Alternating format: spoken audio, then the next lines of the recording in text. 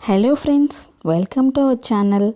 ఇవాళ special recipe వచ్చి home made biscuits with only 3 ఇంగ్రీడియంట్స్తో ఎంతో పర్ఫెక్ట్గా ఎంతో టేస్టీగా చేసుకునే ఈ బిస్కెట్స్ ఎలా తయారు చేయాలో చూద్దాం. మొదటిసారిగా మన ఛానల్ని చూస్తున్నట్లయితే ప్లీజ్ సబ్స్క్రైబ్ చేయండి, అలాగే వీడియోని లైక్ చేయటం అసలు మర్చిపోకండి. ఇప్పుడు నేను దీంట్లో 1 కప్పు మైదా తీసుకున్నాను, అలాగే 1/2 కప్ షుగర్ పౌడర్ తీసుకున్నాను. ఇది పిక్ అనేది మిస్ అయింది, దయతో క్షమించండి. అలాగే దీంట్లో మనకు కలుపుకోవడానికి కొద్దిగా గీ తీసుకున్నాను.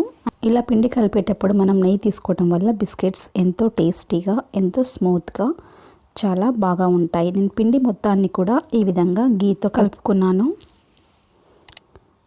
అవసరం అనిపిస్తే కొద్దిగా మిల్క్ కూడా యాడ్ చేసుకోవచ్చు ఇందులో. ఇలా బాగా స్మూత్ టెక్స్చర్ వచ్చే వరకు కూడా బాగా కలుపుకోవాలి.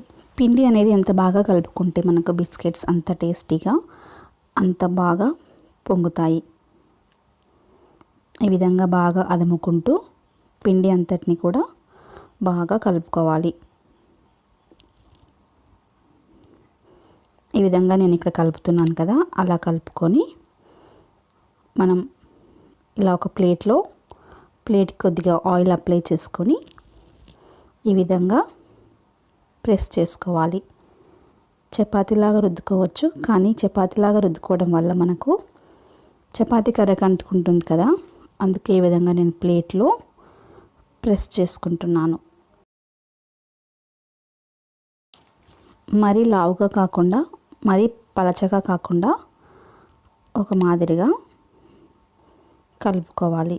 ఇలా సైడ్స్ మనకు పగులుతూ వస్తే ఇట్లా ప్రెస్ చేసుకుంటూ పిండిని అంతా కూడా ఇలా అదుముకుంటూ ఈ విధంగా రెడీ చేసుకున్న తర్వాత ఇలా నైఫ్తో మనకు కావాల్సిన పీసెస్లా కట్ చేసుకోవాలి.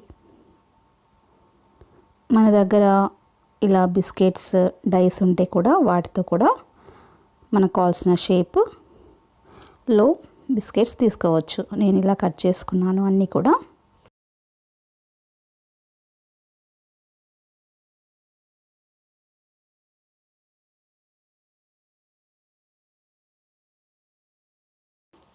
ఇప్పుడు ఇలా కట్ చేసుకున్న ఈ బిస్కెట్స్ అన్నీ కూడా మనం ఇలా అల్యూమినియం ప్లేట్లోకి తీసుకొని దీన్ని కొద్దిగా గీ కానీ ఆయిల్ కానీ అప్లై చేసుకొని ఒక్కొక్కటిగా జాగ్రత్తగా దీనిపైన పెట్టుకోవాలి. మనం ఎప్పుడైనా బేక్ చేసేటప్పుడు స్టీల్ ప్లేట్స్ యూజ్ చేయకూడదు. మనకు అల్యూమినియం తీసుకుంటే బాగా బేక్ అవుతాయండి బిస్కెట్స్ కానీ కేక్ కానీ.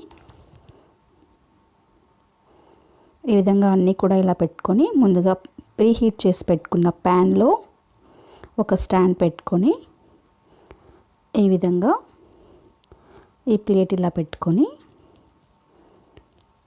పైన మూత కవర్ చేసి మనకు పక్కన ఒక రంధ్రం ఉంటుంది కదా ఎయిర్ పోవడానికి, దానికి ఒక పుల్ల పెట్టుకోవాలి.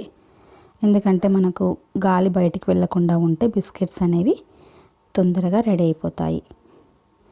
ఇలా పెట్టుకొని మీడియం ఫ్లేమ్లో ఒక 20 మినిట్స్ వరకు బేక్ చేసుకుంటే మనకు బిస్కెట్స్ ఎంతో పర్ఫెక్ట్గా ఎంతో టేస్టీగా ఇంట్లోనే రెడీ అయిపోతాయి.